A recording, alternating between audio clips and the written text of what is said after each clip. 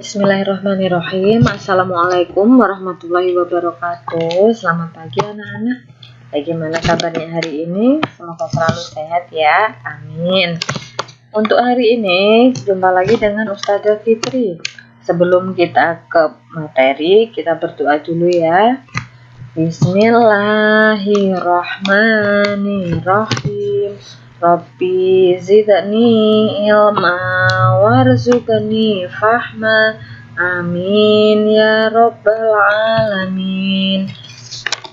Untuk hari ini kita akan belajar tema 6 yaitu energi dan perubahannya. Subtema 3 energi alternatif, pembelajaran yang ke-6.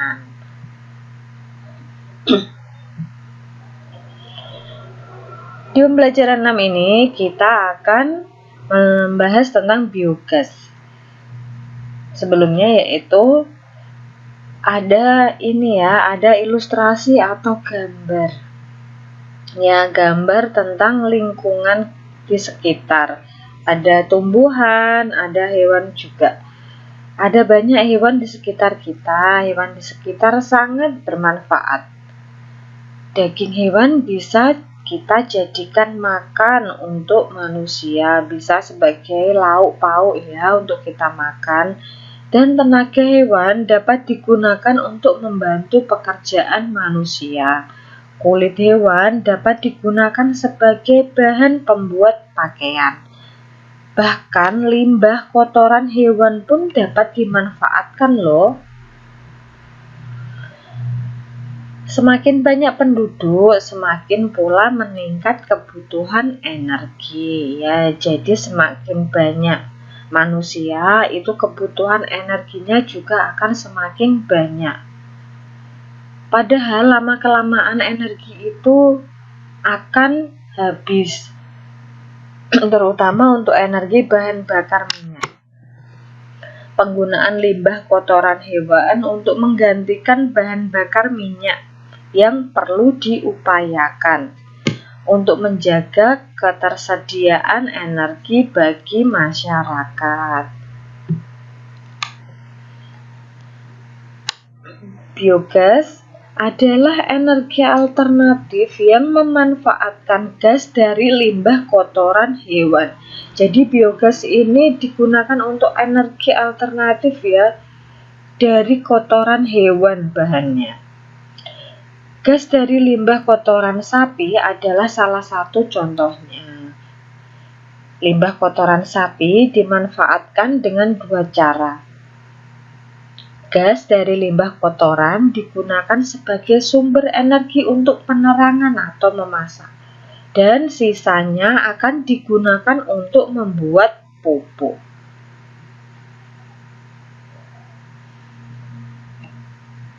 Ya, kita sekarang bisa berdiskusi ya tentang materi tadi yang sudah disampaikan. Ini ada beberapa pertanyaan terkait biogas tadi ya. Yang pertama, berikan dua alasan mengapa biogas dapat dijadikan energi alternatif. Ayo, tadi apa? Yang pertama yaitu karena sumber daya yang tidak terbatas. Karena biogas dihasilkan dari reaksi gas metan yang berasal dari kotoran binatang. Yang kedua, harganya itu lebih terjangkau sehingga memenuhi kebutuhan harian masyarakat. Ya, jadi tidak memberatkan masyarakat untuk membelinya karena harganya yang lebih murah. Yang kedua, apakah pengembangan biogas termasuk kegiatan yang ramah lingkungan? Kemudian kasih penjelasannya. Iya, energi biogas termasuk ramah lingkungan. Kenapa? Karena terbuat dari bahan dasar kotoran ternak dan aneka limbah yang diolah sedemikian rupa seperti limbah peternakan, pertanian, perairan, industri, dan sampah organik. Jadi ramah lingkungan banget ini biogas. Yang ketiga, Berikan contoh keuntungan atau manfaat menggunakan biogas. Manfaatnya itu ada banyak sekali ya. Di sini sudah ada 5 yang disebutkan. Yang pertama, biogas itu lebih ramah lingkungan ya, karena tadi ya berasal dari kotoran hewan atau limbah sampah organik. Jadi ramah lingkungan sekali. Yang kedua, proses penggunaannya tidak mengeluarkan asap. Yang ketiga, bisa mengurangi penggunaan bahan bakar minyak. Yang keempat, lebih ekonomis dan efisien.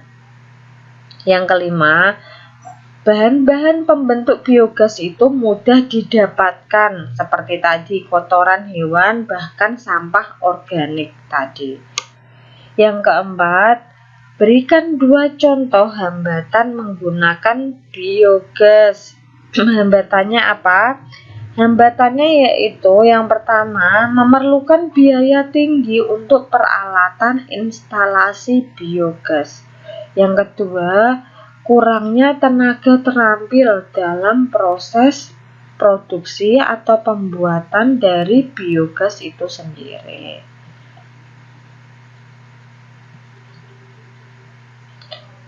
Di suatu desa, masyarakat memilih menggunakan biogas sebagai energi alternatif. Setiap 1 ekor sapi menghasilkan 25 kg limbah kotoran. Banyak banget ya. Sebanyak 25 kg limbah kotoran kemudian diolah menjadi biogas yang digunakan untuk memasak selama 4 jam. Sehingga jika kegiatan memasak setiap keluarga hanya 4 jam, maka memiliki 1 ekor sapi cukup untuk memenuhi kebutuhan.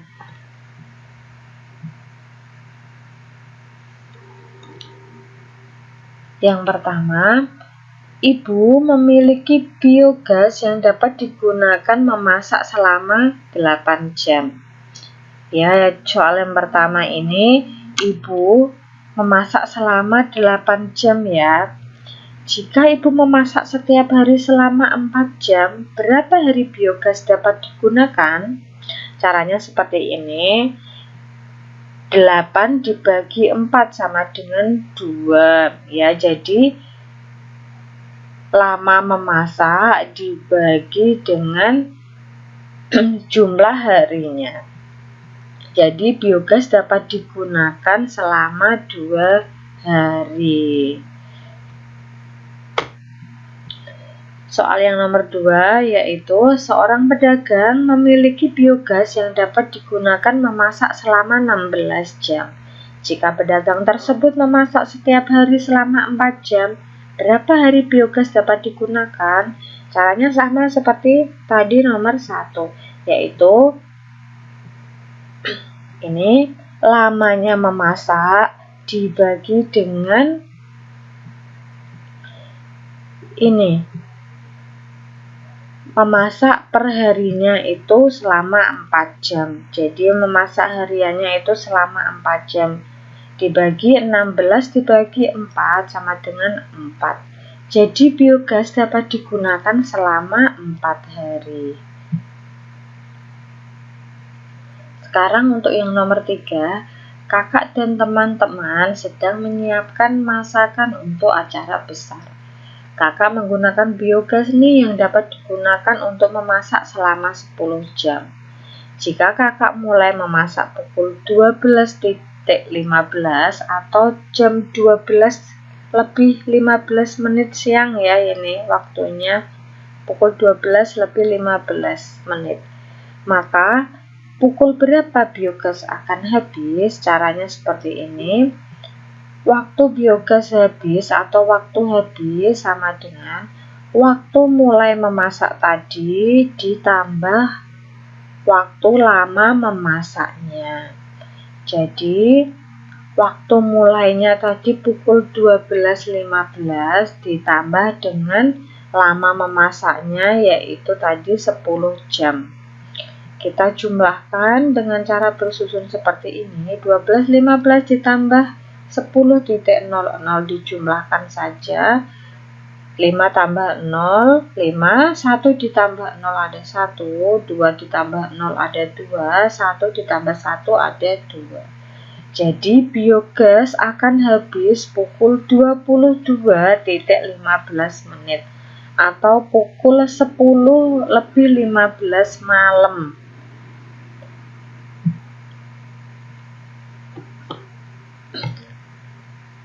Sekarang kita berdiskusi tentang cara menjaga lingkungan di sekolahmu. Ya, setelah tadi kita membahas biogas, sekarang kita akan ke diskusi tentang menjaga lingkungan di sekolah ya.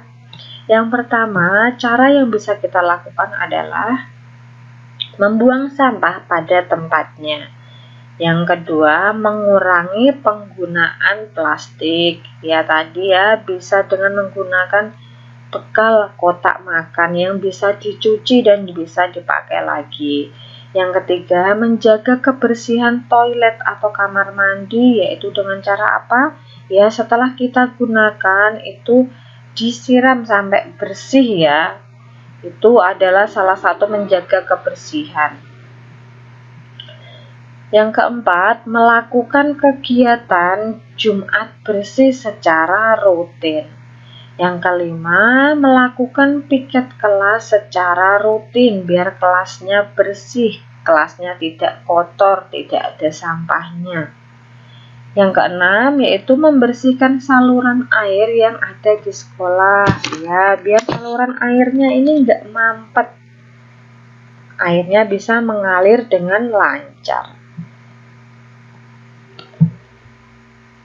Terima kasih untuk materi hari ini yang bisa Ustazah sampaikan ya di pembelajaran yang ke-6. Sebelum Ustazah tutup, kita berdoa dulu. Alhamdulillahirabbil alamin. Tetap semangat, jaga kesehatan pastinya. Jangan lupa belajar dan sholat dan ngajinya. Terima kasih. Wassalamualaikum warahmatullahi wabarakatuh.